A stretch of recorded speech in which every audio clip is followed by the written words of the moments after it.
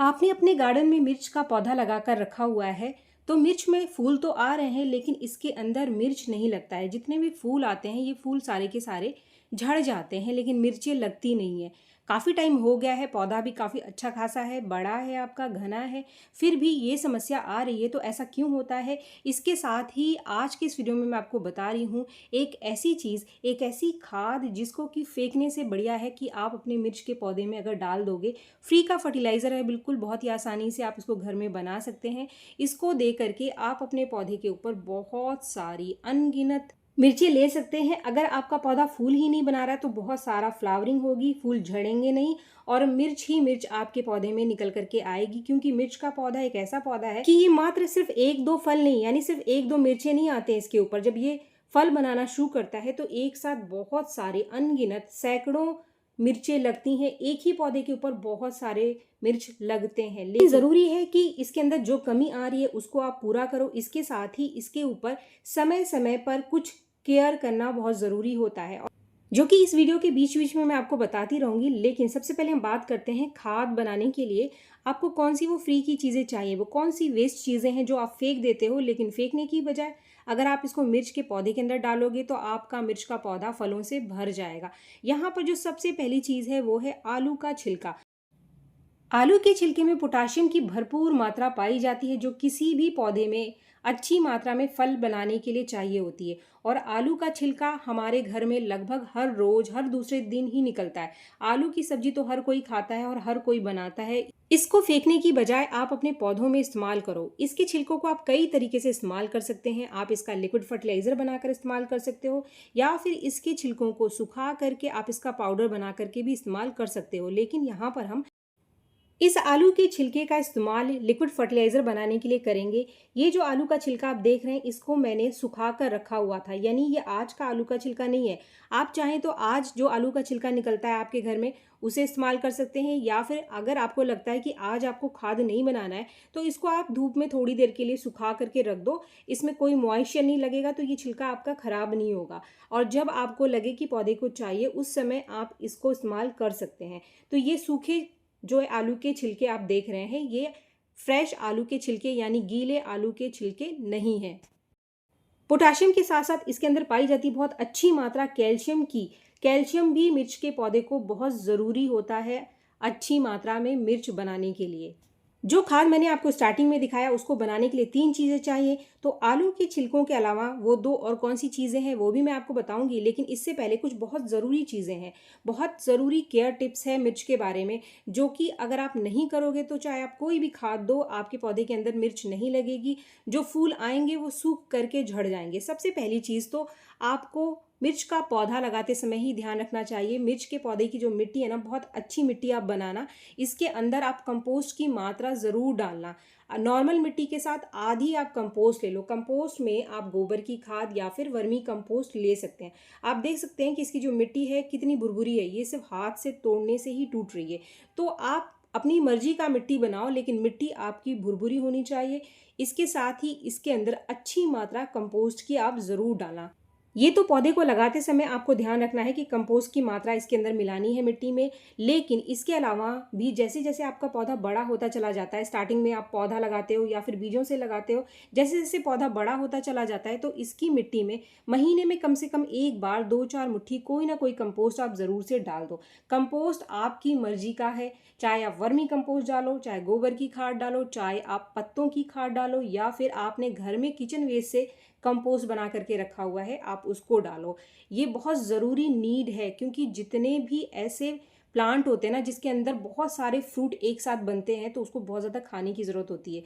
इसके बाद जो दूसरा पॉइंट जो कि बहुत इंपॉर्टेंट है, जो कि आपको ध्यान रखना है, जैसे ही आपका मिर्च का पौधा फूल देना शुरू करता है, और ये सबसे बड़ी समस्या है कि फूल झड़ जाते हैं, फल लगता ही नहीं है।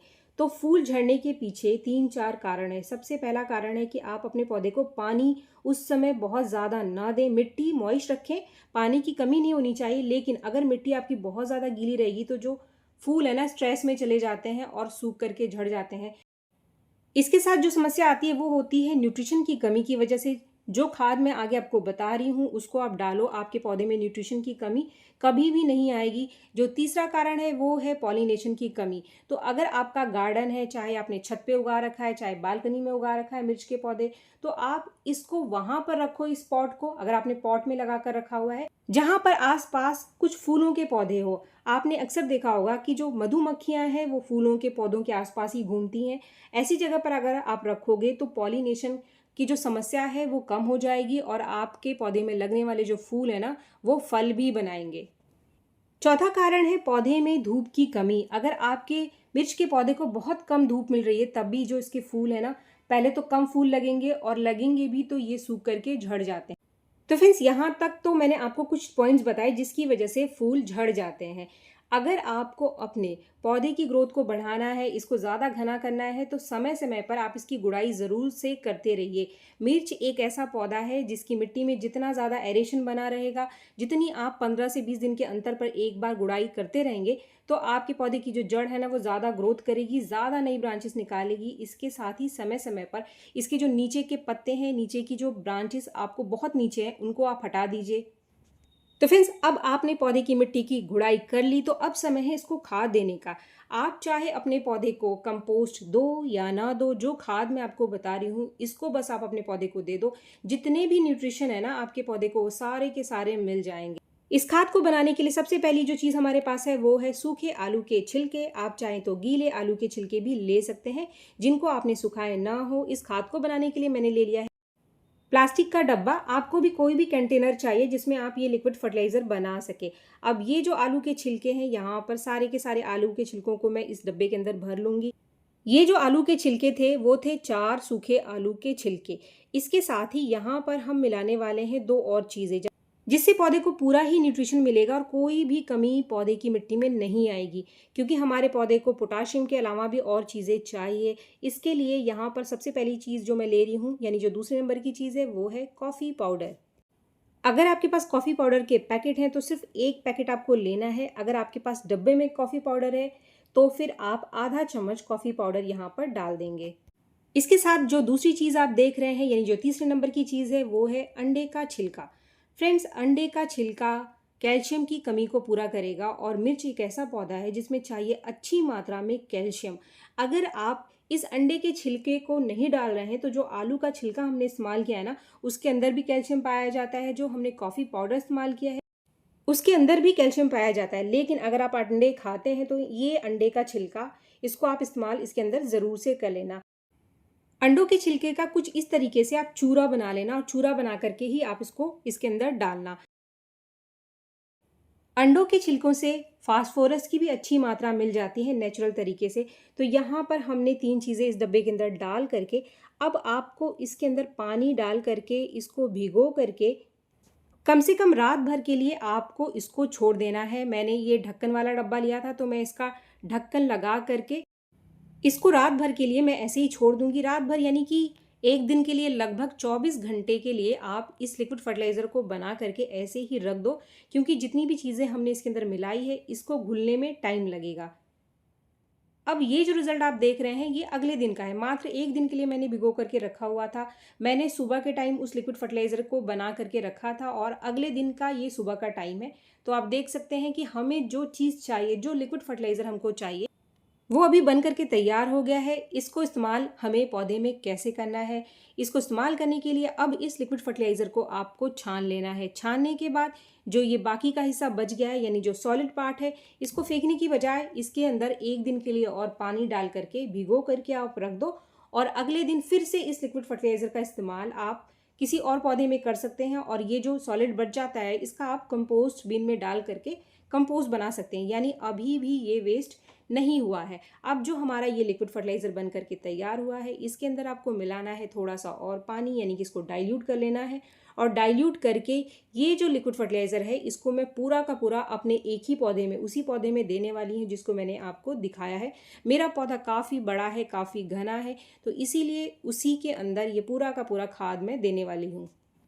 तो फ्रेंड्स, हमेशा हल्की सी सूखी सी मिट्टी में आप इसको देना। आजकल बारिश है तो जैसे ही लगे कि मिट्टी आपकी सूख गई है, हल्की सी मॉइस्ट सी मिट्टी में आप इसको दे सकते हैं। लेकिन मिट्टी जब बहुत ज़्यादा गीली हो तब उस समय आप इस खाद को ना डालें। जब मिट्टी हल्की सी सूख जाए तभी आप इस खाद का इस्तेमाल करें। 15 दिन के अंतर पर एक बार इस खाद को अपने मिर्च के पौधे में आपको देना है। आप देख सकते हैं जैसे ही मैंने इस खाद को डाला, मिट्टी ने पूरा का पूरा खाद बहुत ही आसानी से सोख लिया। इसी से पता चलता है कि पौधे की मिट्टी कितनी बढ़िया है। फ्रेंड्स, यहाँ पर मैं आपको 2 बोनस टिप बता रही हूँ। अगर आप चाहते हैं कि आपका मिर्च का पौधा लगातार मिर्चें बनाता रहे, आपका पौधा पुराना है फिर भी इसके अंदर लगातार नई नई ग्रोथ आती रहे, फ्लावरिंग होती रहे और आपका पौधा मिर्च बनाता रहे, तो इसके लिए सबसे पहले तो जितनी भी इसके अंदर नई नई मिर्चें आती रहती है ना, जैसे ही वो मैच्योर होती हैं यानी कि बड़ी हो जाती हैं, तोड़ने लायक हो जाती हैं, तो फटाफट से आप उसको तोड़ लो। जैसे जैसे आप पुरानी मिर्चों को हटाते रहेंगे वैसे वैसे आपका पौधा और ज़्यादा मिर्चें बनाता रहेगा। मिर्च को तोड़ते समय एक चीज़ का आपको ध्यान रखना है, इसको आपको बिल्कुल बेस से तोड़ना है। यानी ऐसा नहीं है कि आप सिर्फ मिर्च निकाल लो और उसकी ऊपर की जो डंठल सी होती है ना उसको आप छोड़ दो, उसको आपको नहीं छोड़ना है, उसको भी मिर्चों के साथ निकाल लेना है। दूसरी चीज़, अगर आपका पौधा पुराना हो गया है और उसके ऊपर बहुत सारी ब्रांचेस है, तो कोई भी सूखी हुई ब्रांच है ना, तो उसको आप काटते रहो। इससे क्या होगा कि आपका पौधा और ज़्यादा नई ब्रांचेस को निकालेगा। तो जितनी ज़्यादा नई ब्रांचेस निकालेगा उतनी ही फ्लावरिंग करेगा, उतनी ही इसकी ग्रोथ बढ़ेगी। तो जितनी ज़्यादा ग्रोथ उतने ज़्यादा फूल और उतने ज़्यादा फल। आपका पूरा का पूरा पौधा अनगिनत मिर्चों से हमेशा ही भरा रहेगा जब तक इसका सीज़न है। अभी ये काफ़ी बढ़िया इस समय बरसात में फ्रूटिंग करता है और आने वाले जो महीने हैं सर्दियों में भी ये आपको मिर्च देता रहेगा अगर आप सही से केयर करोगे। उम्मीद है वीडियो आपको पसंद आया होगा। वीडियो अगर आपको पसंद आया तो एक लाइक ज़रूर करें और मेरे चैनल को आपने अभी तक सब्सक्राइब नहीं किया है तो मेरे चैनल को सब्सक्राइब भी ज़रूर कर लें। मिलते हैं मेरे नेक्स्ट वीडियो में, तब तक के लिए थैंक यू।